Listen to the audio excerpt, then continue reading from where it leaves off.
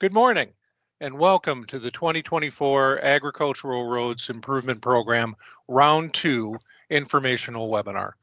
My name is Merrill Meckler-Hickson. I am the Section Chief for WisDOT Local Programs and Finance, and I would like to start by thanking everyone in attendance for your interest in ARIP and in local programs. Today's webinar has reserved 60 minutes of time for the presentation.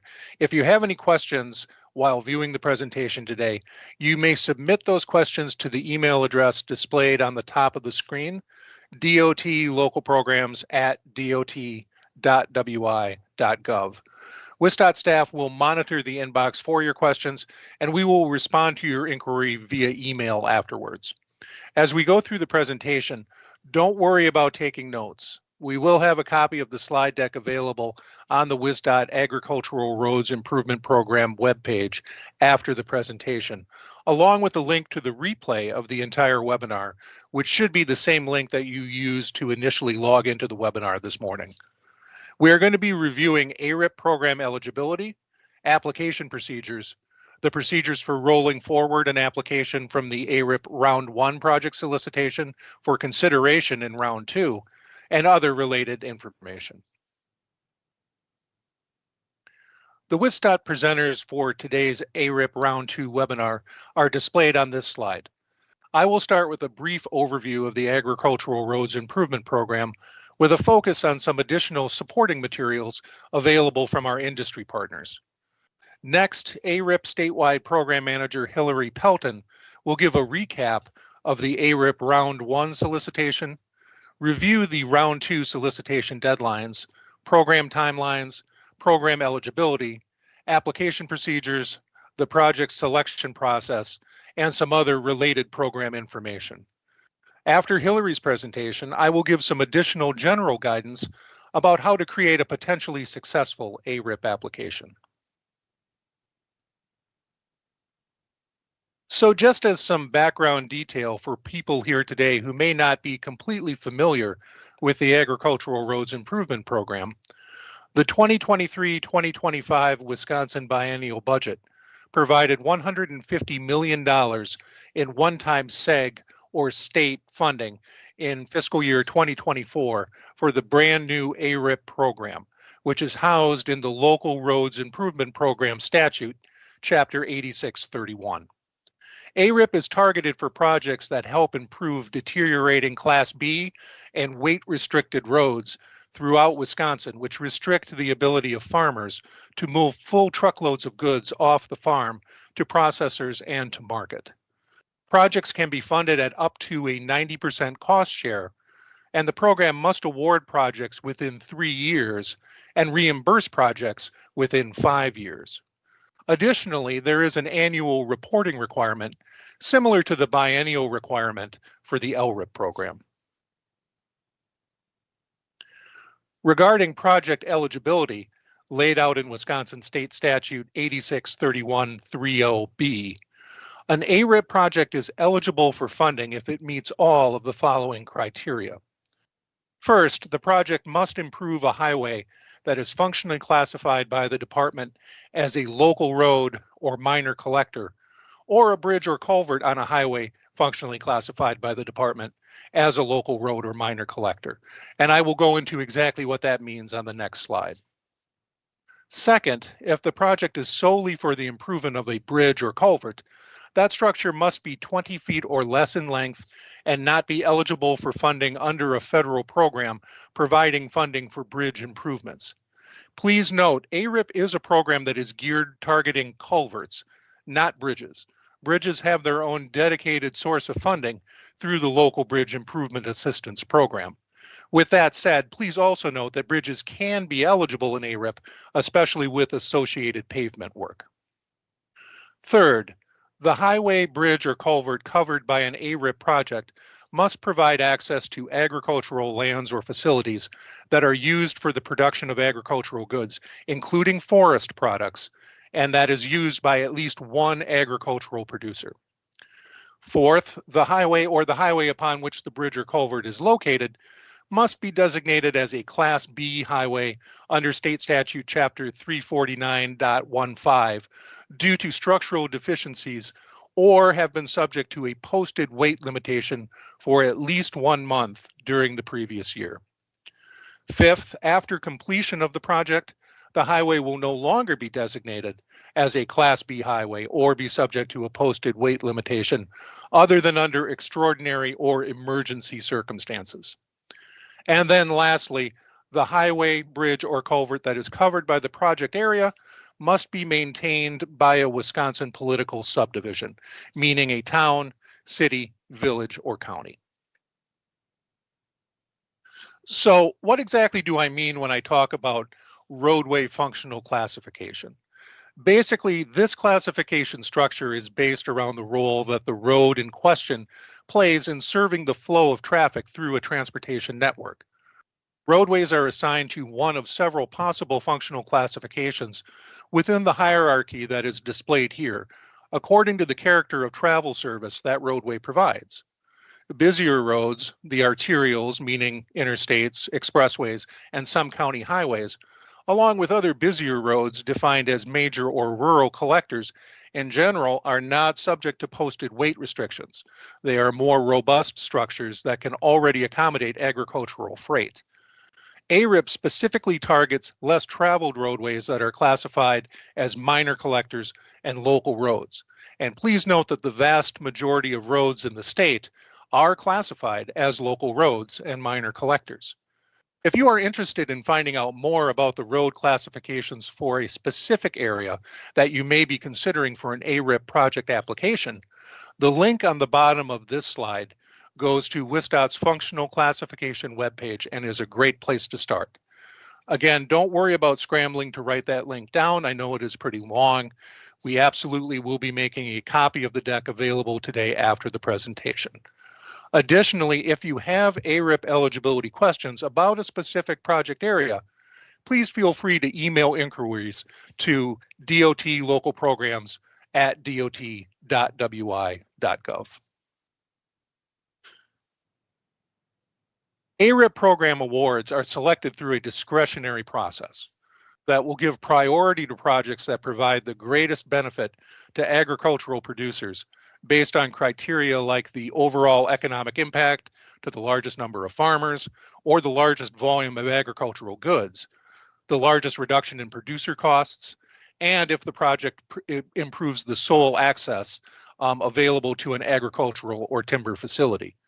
To be able to make these types of determinations, it is critical that we have robust economic data that supports any submitted application, and collaboration between local officials and farmers is essential to the ARIP application process. The Wisconsin Farm Bureau Federation has partnered with WisDOT by providing an easy 2-page form that assists farmers in providing local officials with ARIP-focused economic data points. Please note, this form is not produced or provided by WisDOT, but rather is available on the Wisconsin Farm Bureau Federation webpage, which can be accessed from the link shown on this slide. If you have any questions regarding this form, please contact WFBF Senior Director of Government Affairs, Tim Fiocchi, whose contact information is also available on this slide. I should note that Director Fiocchi gave a more detailed presentation on this topic during the ARIP Round 1 webinar, and a full replay of that webinar is still available for viewing on WisDOT's ARIP webpage.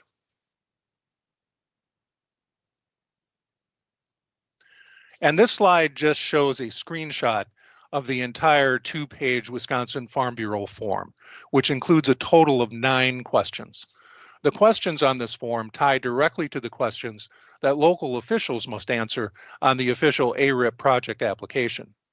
So if you are a farmer or agricultural or timber producer watching this webinar today, remember local officials need to hear from you, not only to identify the specific high-need routes that are impacted by weight postings, but also to gather ARIP economic impact information that could potentially strengthen their Round 2 ARIP applications. Similar to the WFBF form, the Wisconsin Cheesemakers Association has also provided a form for their processor members to provide economic information to local officials. This form can be found on the WCMA webpage Again, designed to be a simple, user-friendly experience that should take roughly 15 minutes to complete. The WCMA webpage link is provided on this slide, wischeesemakers.org. And again, similar to the Wisconsin Farm Bureau presentation, there is a Wisconsin Cheesemakers Association presentation from WCMA Senior Director Rebecca Sweeney that was included as part of that ARIP Round 1 webinar, which is still available for viewing on the WisDOT webpage. There are actually several other great guest speakers who participated in that ARIP Round 1 webinar right in the first part of the presentation. And I would urge people who are interested in that information to just use that first webinar as a resource for those initial industry comments. The more updated programmatic information for the round 2 solicitation will be covered in the presentation today.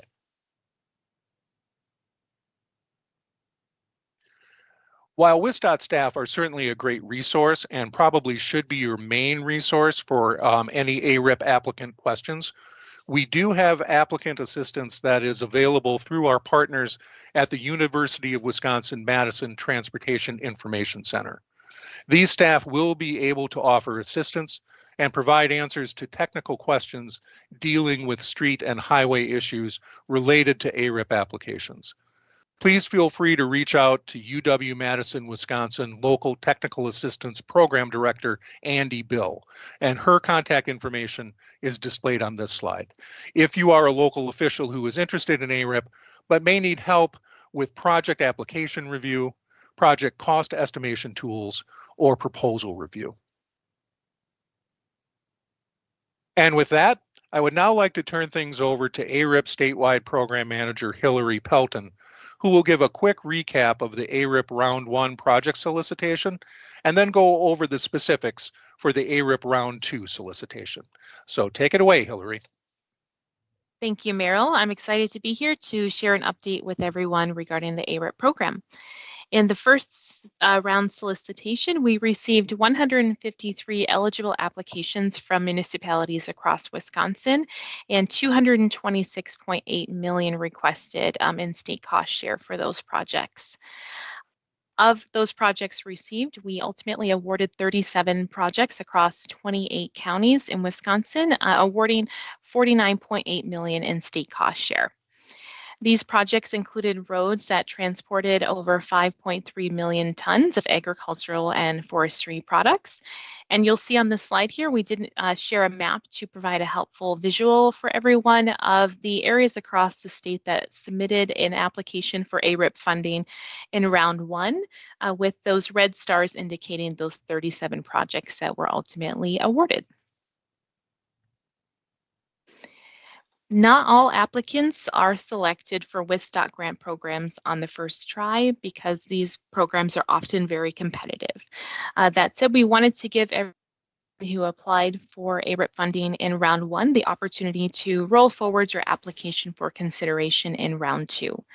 The letters for everyone who applied were sent out on July 12th, and that would have included a link to this rollover form that you'll see here on this slide. If you no longer have that letter, though, no worries. You can also find this link available on our ARIP website. And you'll see here this form, it was created to help to seamlessly roll over your application. So prospective applicants have the option of going back into AccessGov and submitting a new application in round 2, or you can fill out this form and send it to WisDOT, and we will help roll forward your application on your behalf. So you'll see in this form here, we're just asking for some simple information, which is the primary sponsor municipality name, the project location, specifically the en route, and your contact information. So we'll just need the name, phone number, and email address of the person we should be working directly with. And these 3 options here shown at the bottom, which are you letting us know ultimately what is your decision for proceeding with your application materials. So you have the option of rolling over your application as is, which WisDOT will do on your behalf. You can have the opportunity to revise your application materials, or if you're not sure and you want the opportunity to review the PDF copy of your application that was submitted in round 1, that is an option as well on the form. So if you were to select that you want to review a copy of that PDF, I will receive your submission, and then I will send you over all the application materials that we initially received, and then you can follow up with me to share your decision on how you would like to proceed. That said, we do want to strongly encourage everyone who applied in round one but was not selected to consider modifying and revising your application materials. Specific information regarding the project scope, the current state of the road, or any additional producer information may help to enhance your project score and assist the selection committee in their evaluation to see some additional helpful information potentially added to your application. So we do want to strongly encourage everyone to consider going that route. But that said, you do also have the option to roll forward as is. So the deadline to submit this form is September 30th at 5 p.m. We do encourage you to get this form submitted to us as soon as possible to aid us in being able to help you efficiently and make sure that any modifications that you want made to your application in round two are accurately reflected.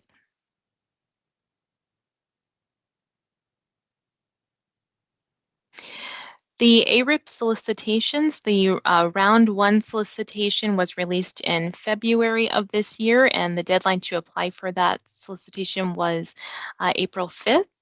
The second round solicitation for the ARIP program was released on July 31st, and so that period is currently open and accepting applications for double the funding amount of $100 million in funding available, with the deadline to apply of September 30th of this year at 5 p.m. Note that we will not be accepting any late applications submitted beyond that time frame, and we do encourage early submission of your applications because the WisDOT team will conduct some pre-screening for eligibility once we receive your application. We will also review just to ensure that the materials are complete. So if we see that any potentially missing information that's required, or we would like to clarify some information with you, that will allow us enough time to follow up with you and make sure we get everything wrapped up for you ahead of the committee evaluation. So as soon as possible, if you can get those submitted to us, but just note that that deadline is September 30th. One other note we want to call out is there is a limit of 2 applications per primary sponsor per cycle. So this means that in this second solicitation, you can submit up to 2 applications as the primary sponsor. You can, though, however, be a secondary sponsor on as many applications as you'd like in this cycle, but within, as a primary sponsor for your own projects you are submitting for, you are limited to 2. And you do not have to have applied in round 1 to be able to apply in round 2.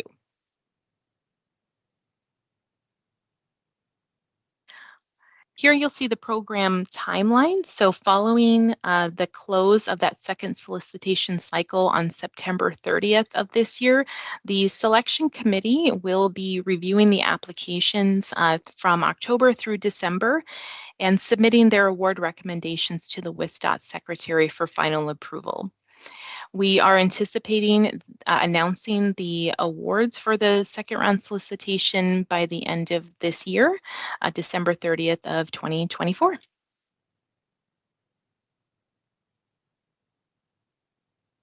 So next, we wanted to share some helpful resources for everyone who's considering applying for ARIP funding.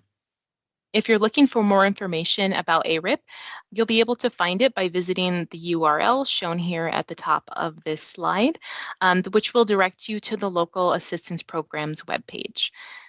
So there you'll be able to select the Road and Bridge Assistance Programs, and the first link shown under that site will be the ARIP site, which will direct you straight to our site with all of our helpful resources.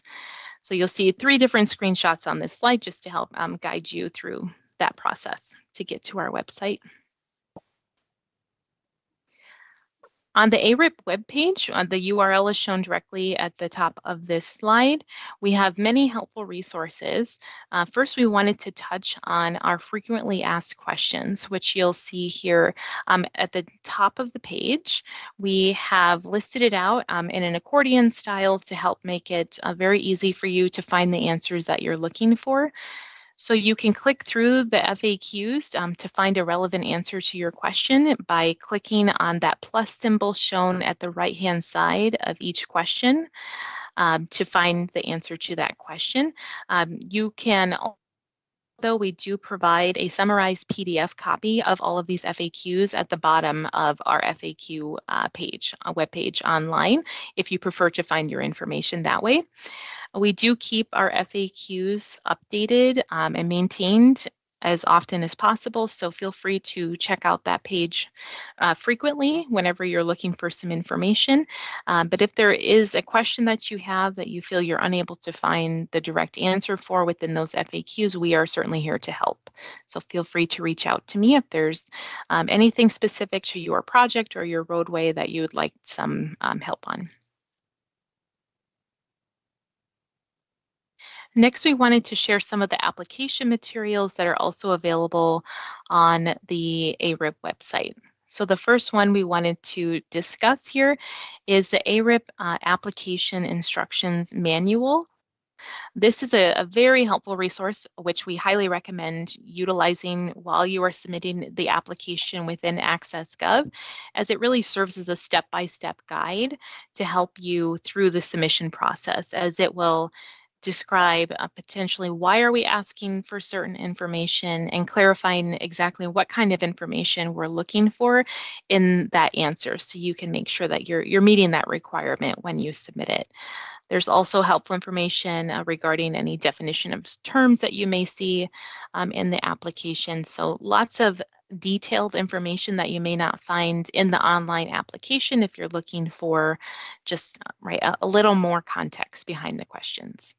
So that is something we also maintain on a regular basis. So that has been updated for round 2. So I do encourage you to take a look at that.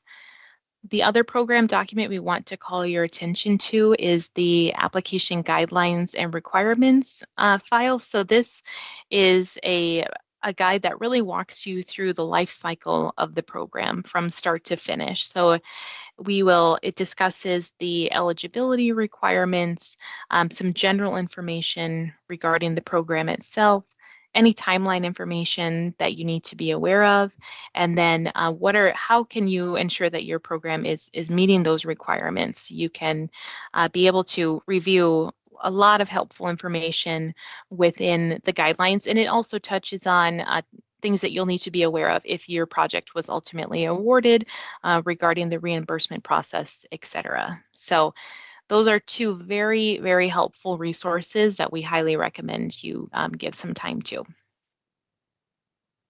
The next thing we wanted to touch on here is the link circled on the slide here is that is the link that you will go to when you are ready to start your application ultimately in AccessGov. If you're not ready, though, still feel free to check it out. You do not need to log in to simply view the application, and it is available to click through if you just want to, if you're just starting out and preparing and would like to get a feel for what kind of information will be required of you to complete. I recommend clicking on that link, and you can go through each step to get that information. So that is where you will go to access it.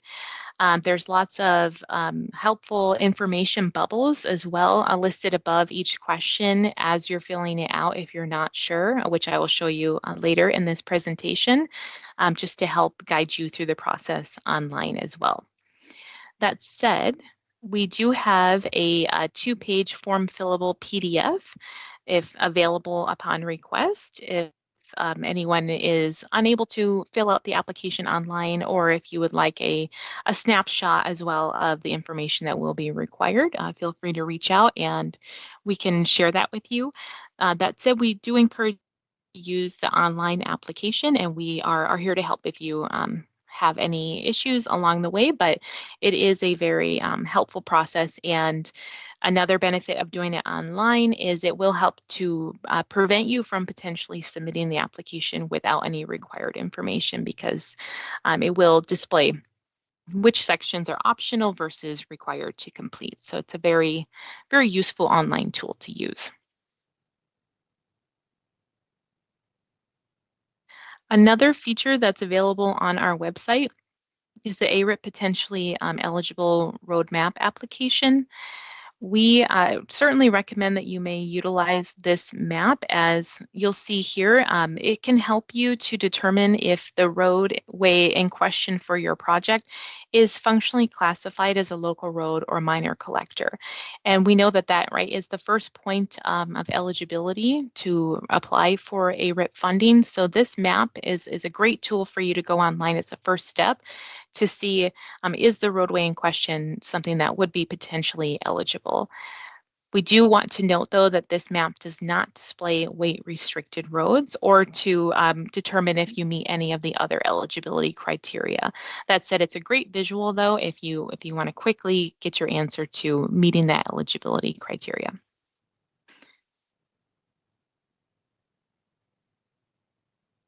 All right, next we wanted to discuss AccessGov and the step-by-step application process. So first we'll start with how do I get an login created in AccessGov?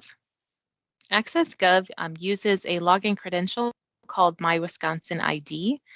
And while you're able to submit an application without having a unique login, we certainly recommend following these steps to get a login created, knowing that if you were to go online to AccessGov and start the application process and potentially not submit it, you will have then lost all of your progress. So we'd like to help you avoid that. So having a login can help prevent that from happening, because you can stop and start your application as you go, and it'll save your progress automatically. So you can always log back in to pick up where you left off, which is a great feature. So this first step here is you'll see this blue bar at the top. Once you go into AccessGov, you'll see this, and you want to click on Login to store your form. The first step. Next, you'll click on Public User. Then at the bottom of the next screen, you'll click Sign Up. And you'll just want to enter your information. So you will type in your first name, last name, and email address. And then you'll click Sign Up. After doing that, you'll go to this next screen here, which will ask you to set up some security methods. So the first step will be to provide your email address that you would like a verification link or code sent to, which is your preference. And then you will create a password for your account. So you'll get that email or verification code sent to your email address with a link to click on. Once that is done, then they do require one additional setup security, and we do recommend the phone number. So that will be the final step, and that is required in order to get your account set up. And that can be helpful if for some reason you're not receiving an email. You'll have another step of getting it sent to your phone if you need to get right back into your AccessGov account, potentially if you're locked out. And no need to remember all of those steps I just covered, because we do include the step-by-step sign-up instructions for AccessGov within both our application instructions and our program guidelines document on the ARIP website. All right, so next we wanted to walk you through the application itself. So whether you've logged into your account or you're viewing the application as a guest, you'll first see this introductory page, which has a lot of helpful information. We included the eligibility requirements in case you needed a helpful reminder ahead of submitting that application, and more information of things to make sure you have collected or available to you prior to starting the application. So just some helpful tips and things to do before you begin. If you're ready, though, to start the application, you can go ahead and click Start Form, shown at the bottom there. And then that will take you to the next page here. In this first section that you'll be directed to, you'll be asked to provide your general project information. So that includes your municipality type, the primary sponsor, municipality name, etc. Once you put in the municipality type, you'll see a drop-down will show up asking for the county that that municipality resides in. And the municipality name, we're looking for instance, the name of the town that the project is located in. The next question is you'll be asked if this is a joint application with another ARIP project applicant.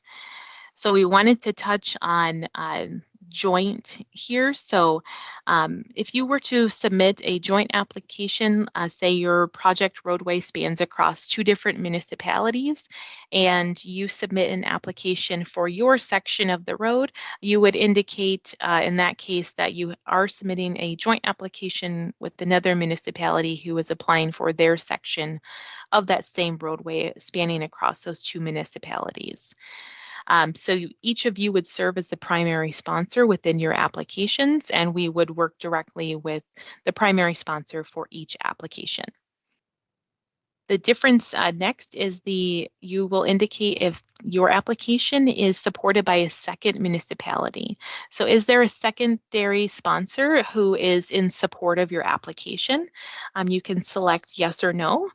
If yes, you'll see a new screen will populate here on the right-hand side on the screen, which will ask for the contact information for that secondary municipality.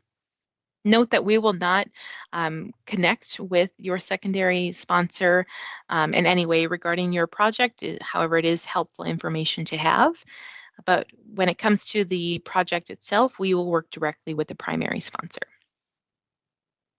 And at the last step on the screen here is that we will ask for your contact information, your full name and the address and email address that you are located at. And this will be used as our primary source of information for getting in touch with you if we have any questions regarding your application or project itself. From there, you'll be asked to provide additional information regarding the project location, such as the en route, at route, which is the beginning point, and the toward route, which is the ending point, along with the county that the project location resides in. You'll see underneath that area, there is an add button, and that is something you can utilize if your roadway spans across multiple municipalities and you have multiple en routes. You can select that feature, and another area will populate for you to provide additional roadway information. Another thing that is required in your application is a map of the project roadway. So you'll be asked to upload an image of the map. That can be any map, such as Google Maps, etc. However, it is preferred that a map is downloaded from the Wisconsin Information System for Local Roads, or Whistler. That map is a very helpful map that is typically used, but any map that is marked is acceptable. So ideally, the map should show the full project location and any connecting roadways that may be helpful for the committee, just to get a full view of the project location that is being submitted within your project. Next, this is an optional feature. However, we do highly recommend that you provide some pictures to go along with your application materials. So you'll see this section at the bottom left here, where you can upload as many pictures as you like that will help support the story being submitted within your application. As we know, pictures are worth 1,000 words, and it's very helpful to the committee to be able to put a visual to the current conditions of the roadway, as well as the surrounding area. Then you'll see on the right-hand side here, we ask the question of, does the scope of the project proposed work include at least one bridge or at least one culvert? If you select yes to either of those questions, additional fields will populate below here, which will ask you, for instance, with a bridge, where is the bridge located, in what county, how many bridges are included in the project, what is the structure ID of that project, as well as the culvert information. So, and we know that not all culverts have a structure ID, but if you are aware of it and can provide it, that would be very helpful. So those fields are required within the application. Another critical area is the project description. So this is an area where you can upload any document that is a Word document or PDF to help describe the project itself. So a project summary should describe the project well enough that the reader could hypothetically make a decision without reading the rest of the application. So you want to be sure to include information about the current state of the road, such as the PACER rating, while it's not required, is very helpful information for the committee to understand the current conditions of the road to go along with any images that you provide. Is a desired improvement to be made? What work are you planning to complete on the road in order to make any improvements there? And you can review any eligible project types within the ARIP guidelines. We'll also discuss that later in the presentation. Another thing that's very helpful to include in this description is how will the roads be utilized after the improvement, and how will those said improvements affect the road and impact the agricultural or forestry producers. So what ultimately is the benefit for the community and any producers who utilize that route?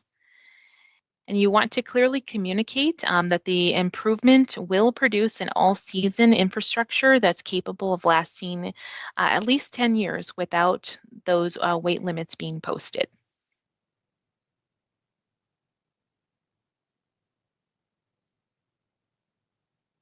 On the next screen here within the application, we'll get into the project cost. So you'll see that we've broken down the cost into 4 separate sections, which is your planning and design costs, the right-of-way acquisition costs, engineering costs, and construction costs. So this is a critical step in the application process that we really want to emphasize, that you want to take into account any potential expenses or costs that will be included within your project, so that you're ultimately not underestimating what would be that total value or total cost of your project, as this is what will be used ultimately to determine your award amount if your project is selected. So if you want more information regarding these different buckets of cost and what costs could potentially be included in them, that information can be found within our applications instructions manual on our website.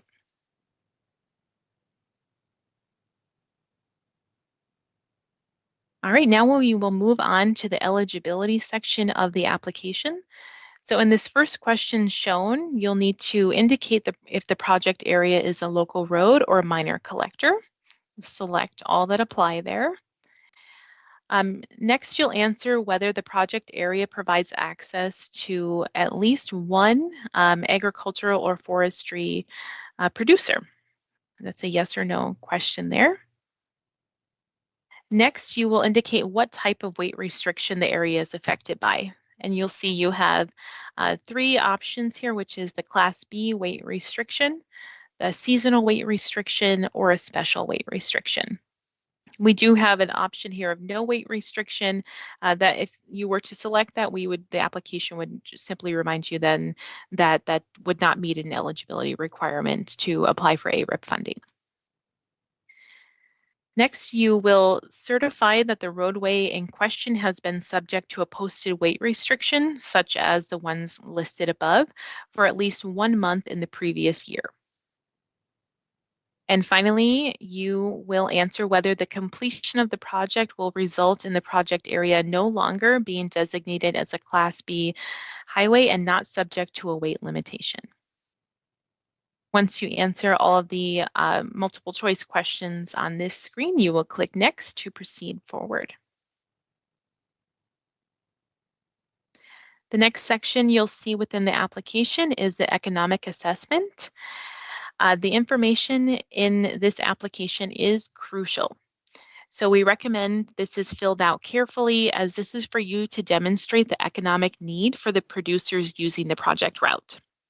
So you'll see above this first question, we provided some information that we're hoping will be very helpful in terms of the eligible or ineligible producer types to consider when you are applying for ARIP funding.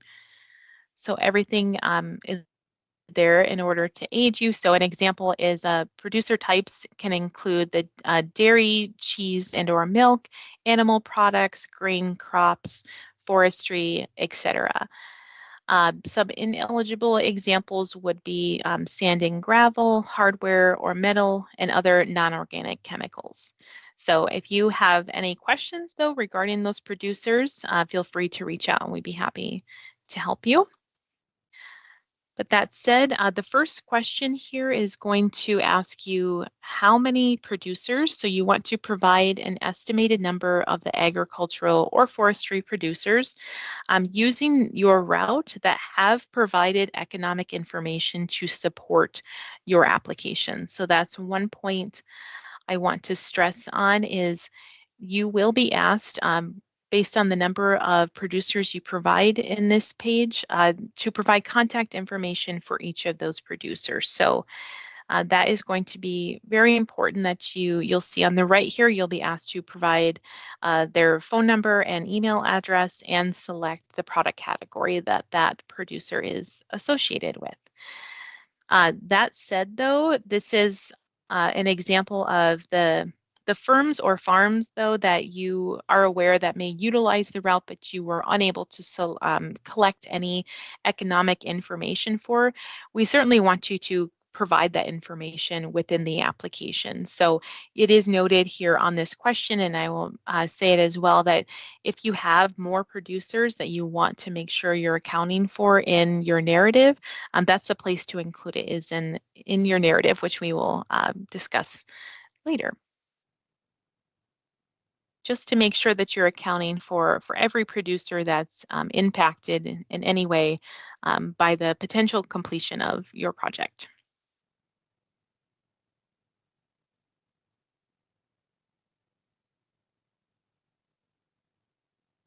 Okay, moving to the next question.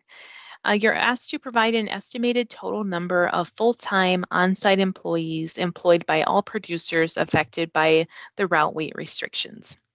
So you'll see a drop-down option that will show for you to select from.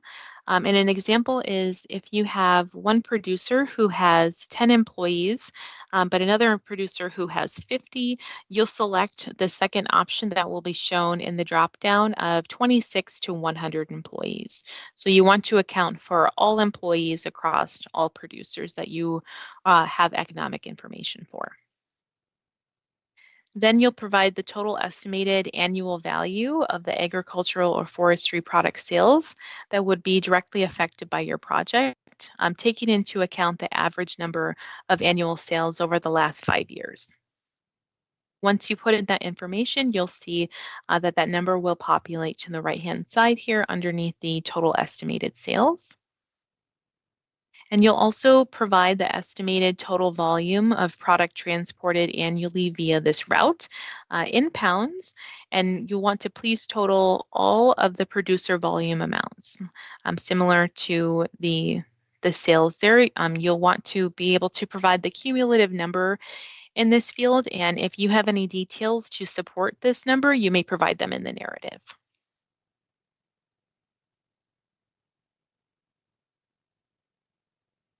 Continuing through to the economic assessment here, you'll see you will be able to select all costs that would be reduced as a result of your project. So this first question here, you'll want to select all that apply.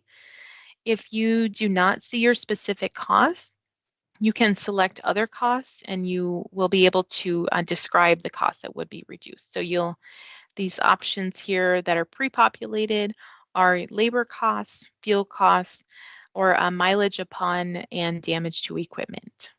are the pre-populated options, but you will have the option to select other and provide more information. Next, you'll be able to provide a cumulative estimate of all repeated trips at reduced weights for all affected producers on an annual basis. So in that field, we're just looking for the total number of reduced trips on an annual basis. Now we will get into the cost reduction narrative of the application, which is an essential part of your application. This section is your opportunity to provide a summary of the ways in which the affected producers will be impacted by the project completion, especially as it relates to cost reduction. So you'll see you'll have the option here to upload a file, and that can be a Word doc, a PDF, etc. And this can include summarized accounts from all producers about the current situation or condition of the road and how they would be impacted by the completion of this project. So this is another area that the committee will find very valuable to have as much supporting information as possible. You want to be sure you're really telling a compelling story within that narrative.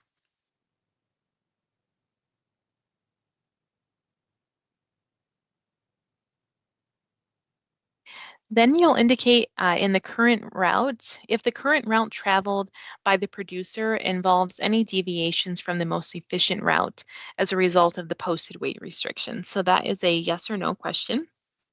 If you were to select yes, you'll see on the right-hand side, another field will then populate asking how much further is it necessary then for them to travel an inefficient route due to that posted weight restriction. So you can provide that estimate in that field there in the number of miles. I will say if you do have a deviation route, that is not a requirement, completely optional, but if you think that that would be helpful to the committee when reviewing your application, that is also something that you can submit when you provide your pictures, etc. If you have a route showing the way that your producers currently have to travel because of that weight restriction. It's another helpful visual. This next question is the project area the only feasible access to the production lands or facilities? Will be a yes or no question. And next here, you want to select yes or no to indicate if the filing municipality has dedicated administrative or transportation staff that can assist with the project delivery. So we want to just mention here that the ARIP statute gives priority to political subdivisions that face demonstrable fiscal or administrative difficulties in completing highway projects.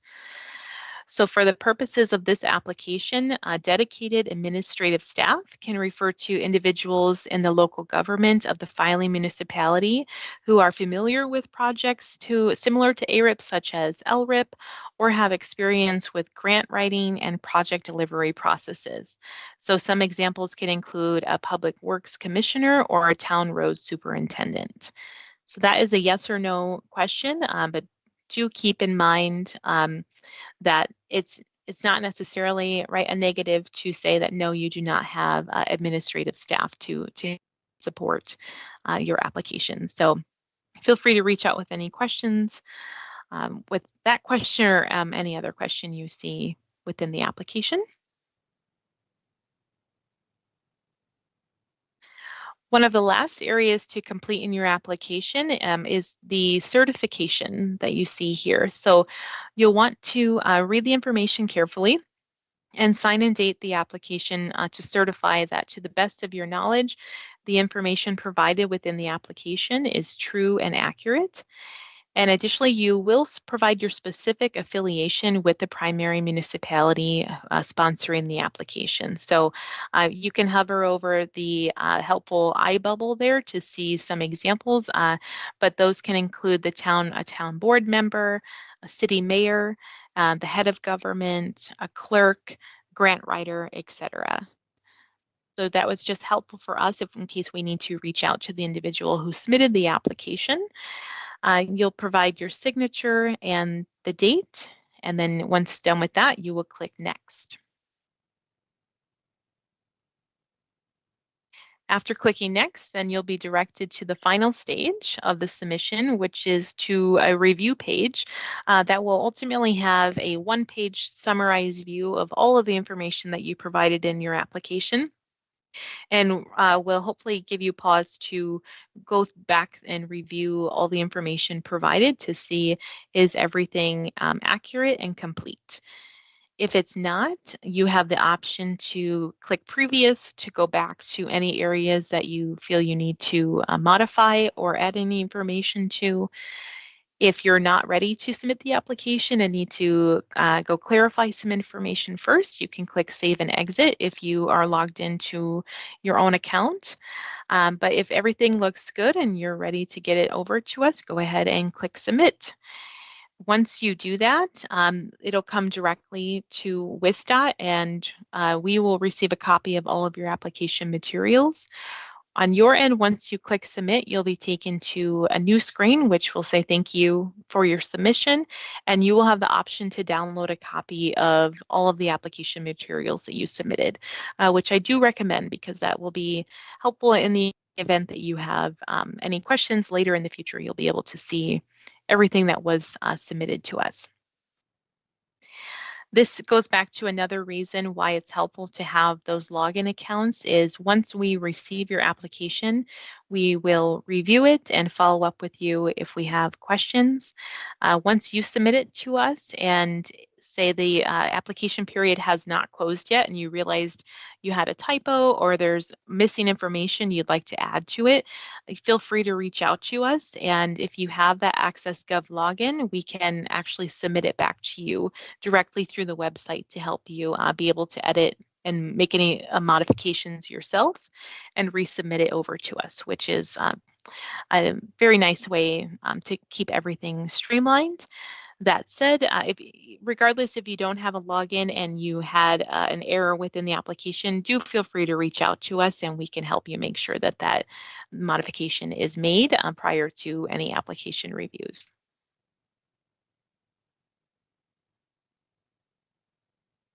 All right, so that is everything for submitting the application itself.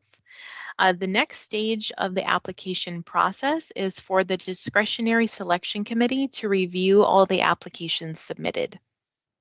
The ARIP committee structure comprises of individuals from municipal groups along with the agricultural and forestry or timber sectors.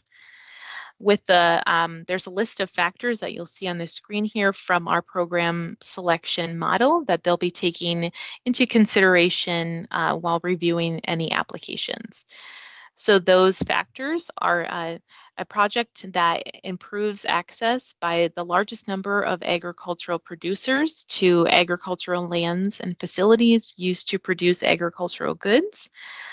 Is it a project that will result in the greatest positive economic impact?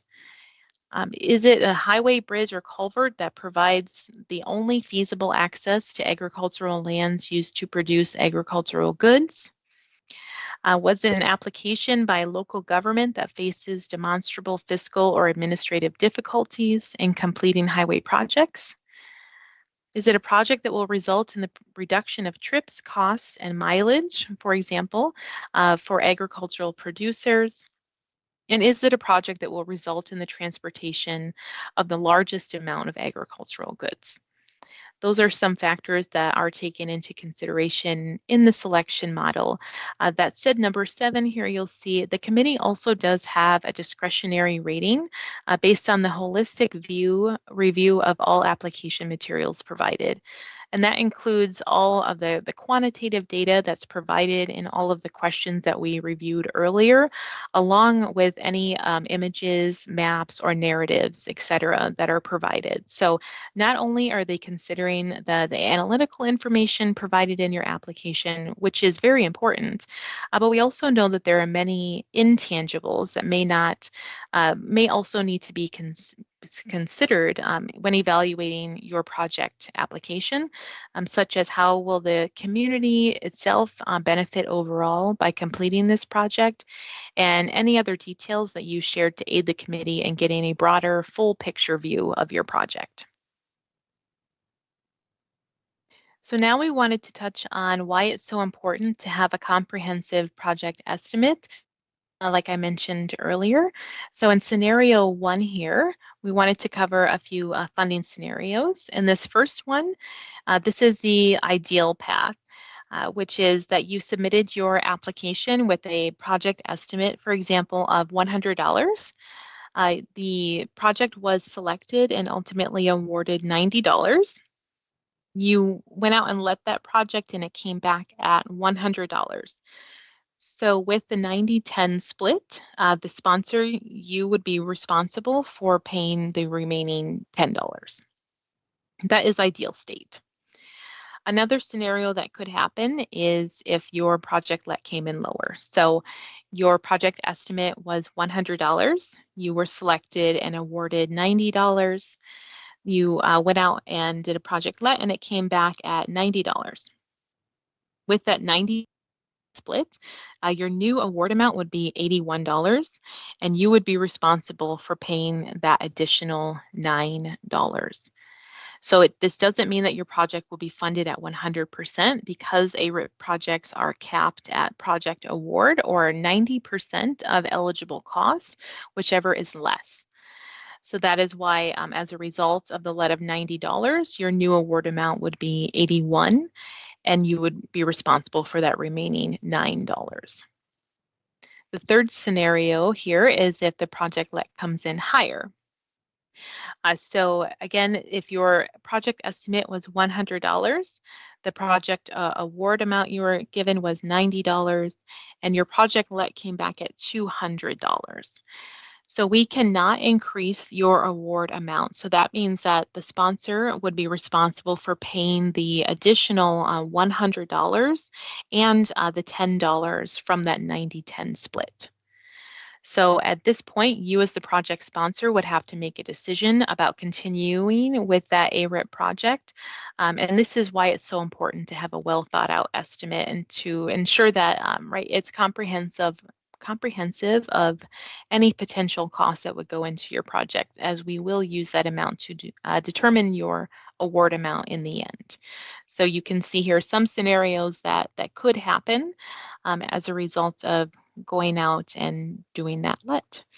We wanted to walk through these different funding scenarios with you, but do not feel like you need to memorize each of these scenarios, as once you provide your final project let amount, WisDOT will notify you of any changes if your ultimate project award stayed the same or decreased as a result of the let that you entered. Continuing on, we wanted to talk about eligible project types and eligible and ineligible costs. So with the eligibility criteria, that completed projects must remove weight restrictions and have a 10-year lifespan.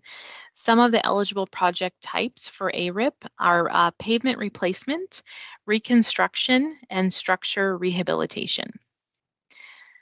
Similarly, the eligible and ineligible costs here are tied to as well are the feasibility studies, design engineering, grading, base paving, right-of-way acquisition, or other related engineering costs.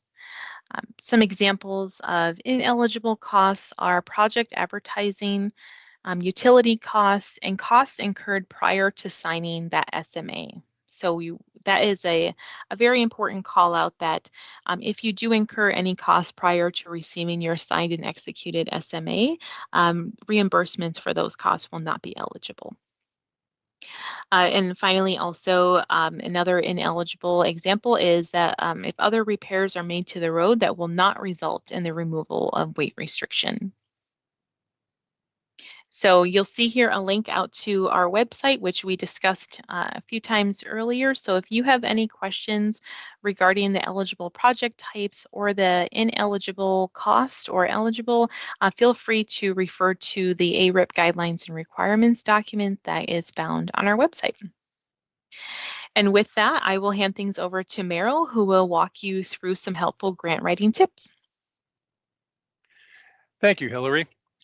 Now, at this point, for those of you who may be new to the typical WisDOT local programs application process, and also as a reminder, perhaps for some more experienced individuals, we just wanted to take a step back and go over some generalized basic tips that potentially you can keep in mind that will help you to create a successful local programs application. So really, I wanted to walk through the process for writing a good application for local programs, or really any grant from start to finish. The first thing you'll need to do is some legwork and some preparation related to the project. The first thing to do when a grant application period announcement comes out, and this may seem obvious, but you'll want to take a thorough look at the supporting documentation that's published by the grant issuing agency, in this case, the Wisconsin Department of Transportation. This is usually the program guidelines document and we do have one for ARIP that Hillary went over, but for some supplemental project solicitations, there may potentially be additional guidance. Study the relative documents to make sure that you are eligible to apply and be competitive. And now gauging eligibility is generally pretty cut and dry. For WisDOT programs like ARIP, there is a defined list of eligibility criteria, such as the roadway weight restrictions and agricultural producer requirements that we have for the ARIP program. Now, gauging competitiveness can be a bit tougher. Generally in our WisDOT programs, and for ARIP, Hillary did explain what the statutory ARIP selection criteria are, but looking at what the selection or evaluation criteria within the application materials, looking at what those criteria are, can tell you everything that you need to know about competitiveness. For example, here, make sure you understand things like when the ARIP statute states that the department shall give priority to municipalities that have administrative difficulties in delivering transportation projects, that means you should highlight if you do not have dedicated staff like a public works director on your payroll that is specifically assigned to help deliver transportation projects. After you've looked at supporting documentation for eligibility and competitiveness, you can start tailoring your project and your application to the specific program. You'll want to develop a clear definition of both the project scope and project need. You can also begin to conduct stakeholder outreach. Generally, engaging the community is a good idea, especially engaging people who would be directly impacted by the project. You can request a letter of support if that is allowed in the program that you're applying for. For ARIP, you can pull excerpts from these types of letters in your application narrative, and that can help make your application more compelling. If you are requesting a letter of support, make sure that you do so early, and also remember that you can provide your writer with an example of a past letter so that perhaps they would have a little bit better idea of what to write. So now we'll move on to some actions that should be taken during the application process. You'll definitely want to make sure that you complete all sections of the application materials. Please note that an incomplete application for ARIP may not be considered depending on circumstances, and many other local programs do not afford applications any sort of leniency. In applications that I've personally reviewed, the materials that are most commonly omitted include maps of project areas, breakdowns of eligible costs, and photos of the project area. Like Hillary said, please remember, a picture is worth 1,000 words. Don't miss the chance to include them with your ARIP application. There is a spot to include them on the AccessGov application. For most WisDOT programs, a locational map is generally required with each application, and one really great way to clearly highlight project area on a map is to use the WisDOT tool called Whistler, the Wisconsin Information System for Local Roads, which has interactive mapping functionality. This is really helpful for demonstrating the precise termini of a project in one map, which is what our WisDOT programs require. Whistler also allows local governments to access information related to local roads, such as width, surface type, pavement condition rating, etc.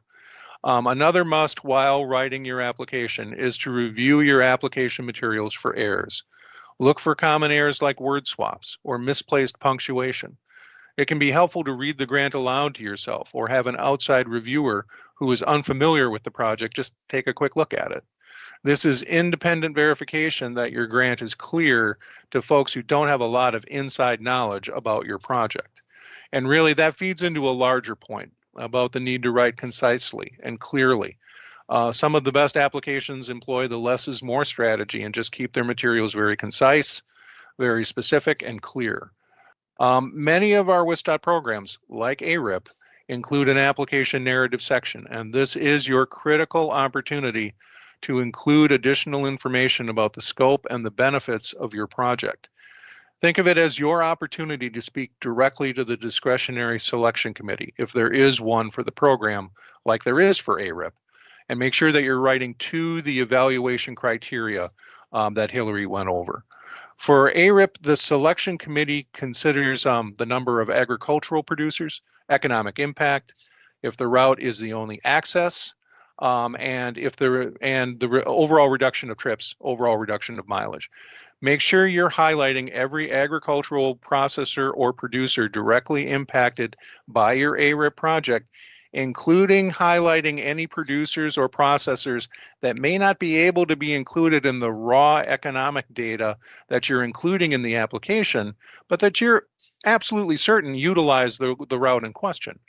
This type of information is critical to include and really will help the committee make award decisions. Writing style also matters here. I hear from selection committees that the best applications really sell the project by speaking directly to the evaluation criteria and engaging the reviewer with compelling information. Successful applications just make it easy for the committee to think, you know, this is a really great project. You know, it's worthy of funding in the program. After your application is complete, it's also helpful just to read through it one last time with the evaluation criteria in mind. Remember, this is how the committee of reviewers will score your application. And reading it like a committee member can give you a lot of insight as to whether you're hitting the marks you intended to while you were writing it.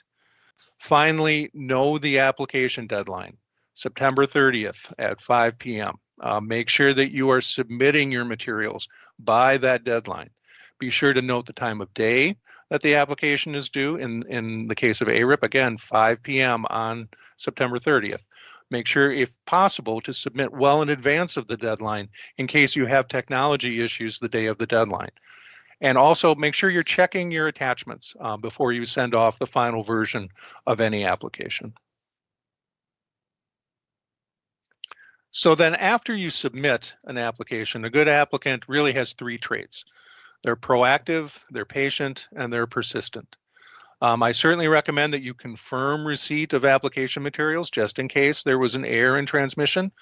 Also, if something changes with your project, for example, if an event occurs that would require that you submit some sort of a scope change, please make sure that you're updating the department as soon as possible. For programs that do not have a publicized award announcement date, it can be helpful to ask when project awards are likely to be announced. Additionally, in the waiting period between application and award announcement, make sure you do not start construction on your project if that work is included in your pending application. Please note, projects with WisDOT funding are not authorized to incur costs until the contract between the state and the municipality, also known as the State Municipal Agreement, or SMA, is executed by both parties. Finally, make sure that you're persistent. Not all applicants are successful the first time. These are often very competitive programs. Certainly ARIP is a very competitive program. And if you are not awarded initially, certainly don't think of it as wasted time and effort. Your initial investment has essentially made you better positioned to be able to apply for project funding in the future. And with all of the historic funding opportunities that are happening right now in the transportation sector, really that's a great position to be in. So this slide has my contact information. It has the contact information for local program supervisor Tim Alushigan, and also information for our Butler Bureau Director Jen Murray, along with Hillary's contact information. Once again, you don't need to rush to write these down. There will be a copy of the slide deck that is made available on the WisDOT Agricultural Roads Improvement Program webpage a little bit later on today. So with that, I want to make sure that we have the opportunity here to turn things back over to Hillary for some questions that we have gotten multiple times over the past couple of weeks that we wanted to take some time to address.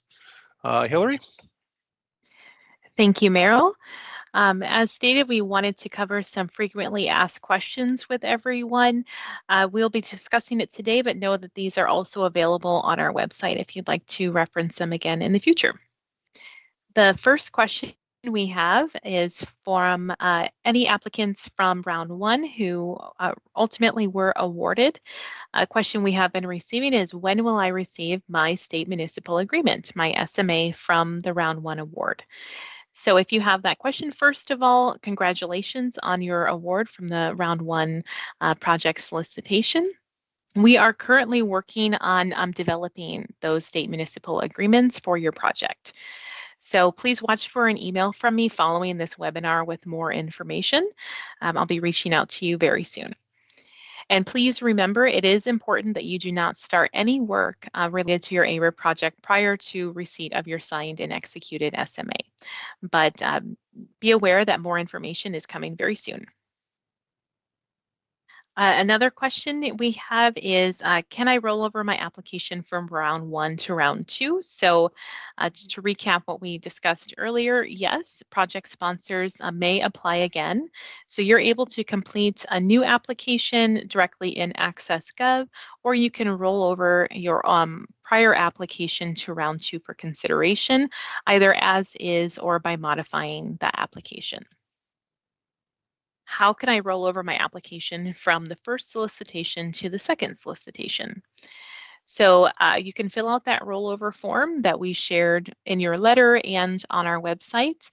So upon your request, you can roll forward the application. We will do so on your behalf after we receive that rollover form. So that is how you will initiate the process, is submitting that rollover form directly to WisDOT by or before September 30th. And as a reminder, we are strongly encouraging applicants to consider revising your application materials or adding additional information that will help with the narrative that you're providing to the committee. So that includes adding more details around what your project entails, perhaps more images or maps, etc., of the current state of the road, or additional producer information that may ultimately help improve your project score or aid the selection committee in reviewing your application in round two.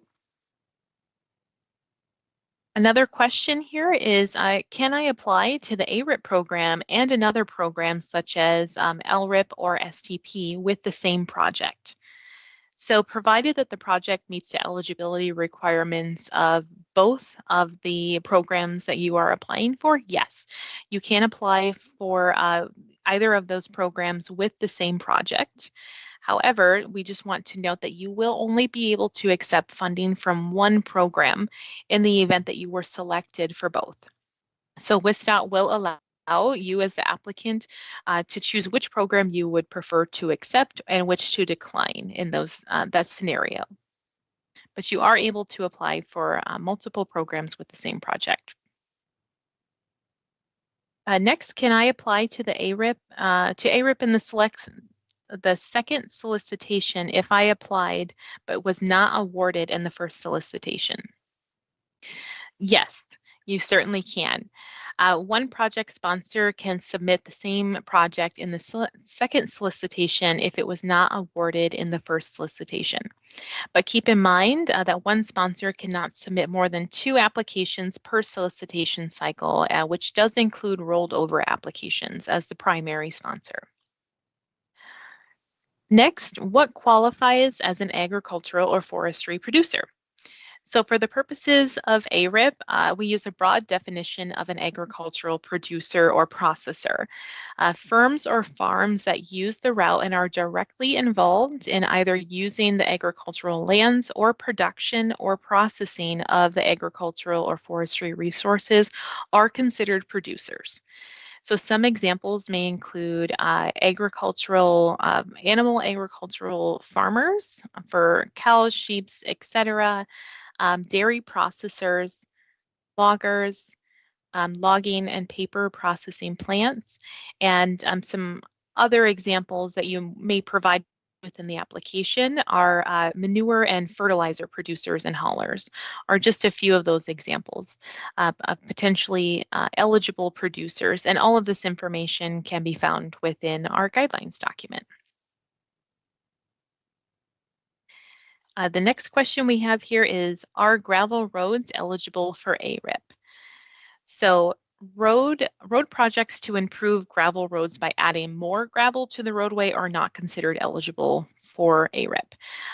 That is because it's unlikely that improving an existing gravel road with the addition of more gravel has the structural capacity to remove those weight restrictions and provide the project area with the required 10-year lifespan. That said, if the ARIP project is intended to upgrade a gravel road to pavement, this may be eligible. This project must meet all of the other ARIP eligibility criteria, which would include removing that weight limit or Class B designation after the project's completion. So that's something to keep in mind if you do have a road that involves gravel. And finally, if awarded, when does the project need to be completed by? So once your SMA is received, you can begin the work associated with your project, and you ultimately have until June 1st of 2028 to submit any reimbursement requests to WisDOT. And those are some of the frequently asked questions we receive, but feel free to reach out to us if there's anything that you still need answered. We're happy to help. All right, that concludes today's ARIP webinar presentation. We want to thank everyone for your time and attention and for your interest in the Agricultural Roads Improvement Program. And enjoy the rest of your day.